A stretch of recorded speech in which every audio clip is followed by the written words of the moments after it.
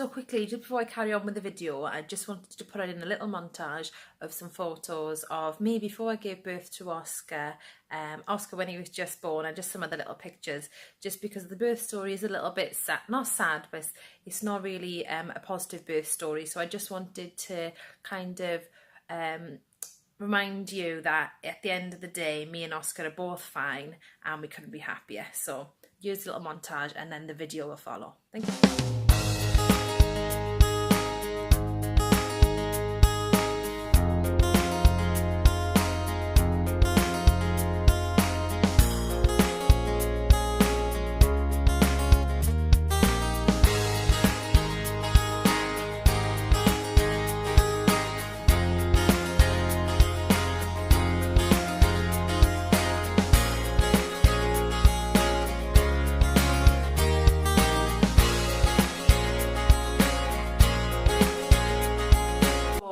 Our birth didn't exactly go to plan.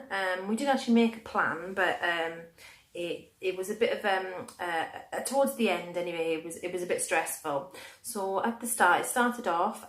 We were overdue by 3 days, so we went to see our midwife, and the midwife said to us, "Right, we'll do a sweep because you are overdue. We'll do a sweep and see if we can get things started." So I was all up for it because I was fed up already by the end of the pregnancy. So she did the sweep. It was painless, and she said, "I think you're already on your way anyway." So we went home, and I started feeling like period cramps. So they were coming regular, every 20 minutes, and they were getting worse. So we just monitored them as it was going on. They were getting worse, getting stronger, and they were also getting closer together. So I spent about 2 hours in bed, and then I went in the bath then for about 2 hours at home. And then when they were about 30 seconds apart, I rang the what's it called, the labour ward, and they said, "Right, if you just come on in and we'll do like a little exam, see what's going on, and we'll take you from there." So me and Mark jumped in the taxi with our hospital bags and we went to the hospital. So when we got there, they said, "If you just take a seat in the triage area, one of the nurses will be out to get you, and then you'll be able to get assessed." So we had a seat in there for about 10 minutes. And then the nurse came in, and we went over to the labour ward, to the delivery room, and sat down. She did an internal exam, and she said, "Right, Abigail, you're only about 2 centimetres dilated." And obviously I was like, oh my gosh, 2 centimetres, and I'm feeling like this already. So we're trying to stay positive. She said, obviously, she said, in normal circumstances, I would say to you to go home, but because you've come in a taxi, if you just go for a walk, go and get something to eat, and then come back in an hour or so, and we'll see what's happening. So that was what we did. We went back upstairs, and I was 5 centimetres dilated, and while she was doing that exam, my waters actually broke. So that lifted my moods and made me feel good that my body was everything was going in the right direction. And we were in the labour room, and about an hour after that, after my waters broke, I started to not be able to stay still and breathe properly through the contractions. I was tensing, and I was having to do my breathing, and the midwife came in and she said, we don't have a birthing pool, but we've got a bath down the corridor. Do you want to go in there? So I said, well, yeah, I liked it when I was in the bath at home, so we'll give it a go.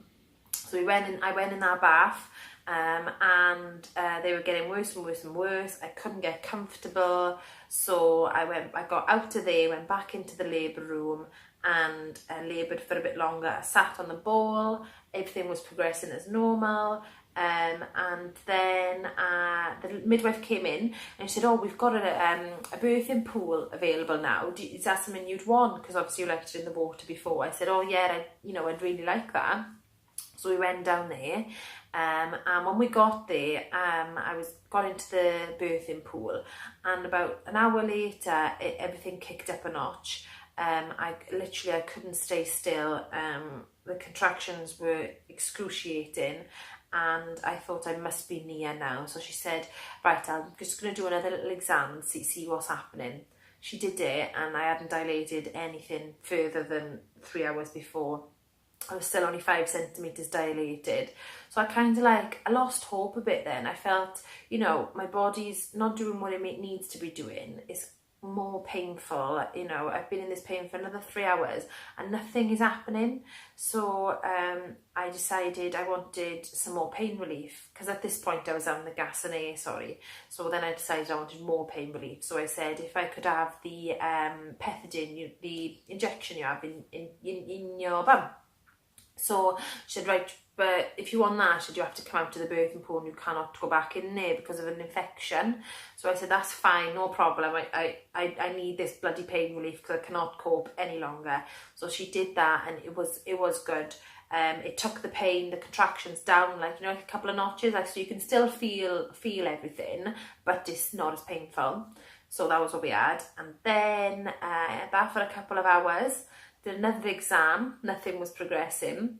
So the doctors decided to give me the hormone drip to see if that would speed things up and make me dilate anymore. So I went down to the high dependency labour ward, and I had the drip, and I also had the epidural as well at the same time.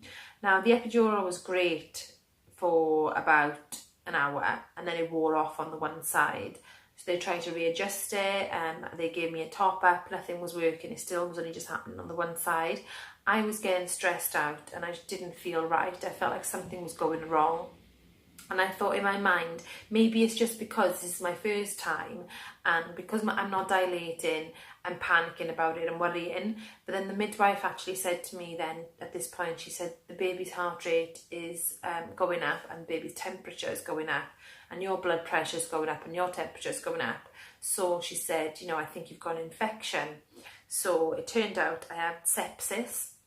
And if you don't know what sepsis is, it's basically where your body kind of shuts down a little bit to fight an infection. So it's like its main focus is fighting this infection off. So I think maybe that's why my pregnancy wasn't progressing, because my body was focusing on fighting an infection. Now that's just my interpretation. I don't know if that's my interpretation of what's happened. I don't know if that is what happened or not, but that was what I thought at the time. Anyway, so the doctors came in again, and they say, just give her another drip, just give her another hormone drip, everything will be fine. And the midwife was not arguing with the doctors, but she was, you know, saying to the doctors, I've been in this room with this lady for a couple of hours, nothing is happening. I personally don't feel like another drip would benefit this particular patient, this particular delivery. So at this point, I could hear what was going on, and I thought, this is my body, this is my delivery, I need to say something here, and I need to have a voice. So I said to the doctors, please can I have the C-section that the midwife is saying that I need? I've had one drip already and nothing happened. What would happen if I did have the next drip? And the doctor at this point said, if you do have another drip and nothing happens, then you would have a C-section. And I thought, I'm not putting myself through another drip. I'm not putting the baby through another drip. The baby's not doing very well, and I'm not doing very well, and I've got sepsis. I'm not, you know, this is what needs to happen. I want the C-section. Let's get this done.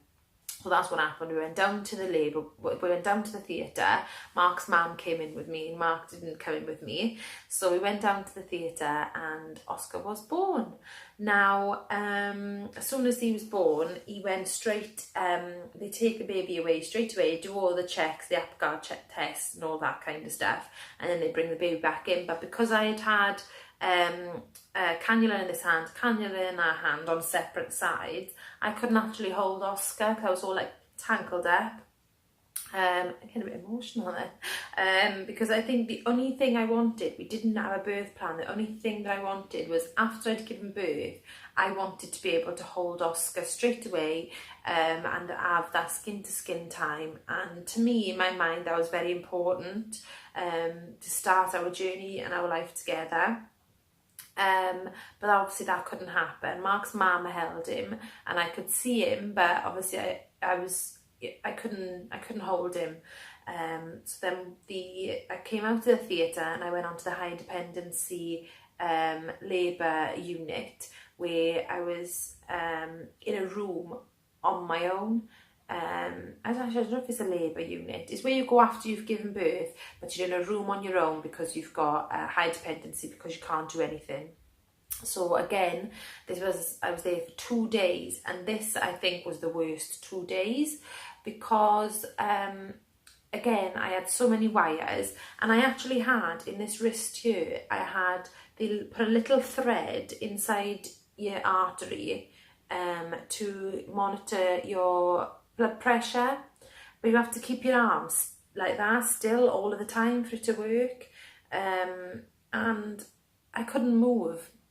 I couldn't move this arm because I had that in my artery. I had my IVs and my solutions and antibiotics and all sorts in this other one. So Oscar was there in the cot next to me, and I couldn't pick him up. I couldn't hold him, you know. And this was for 2 days. Anytime I wanted to do anything, I had to press the bell, and someone had to come and get him out of there and bring him to me.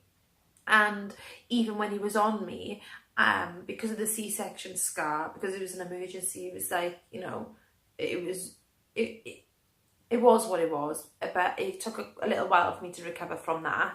And then because I had my arms with the wires and the tubes, even when he was with me, I couldn't get comfortable because you can't use your stomach muscles.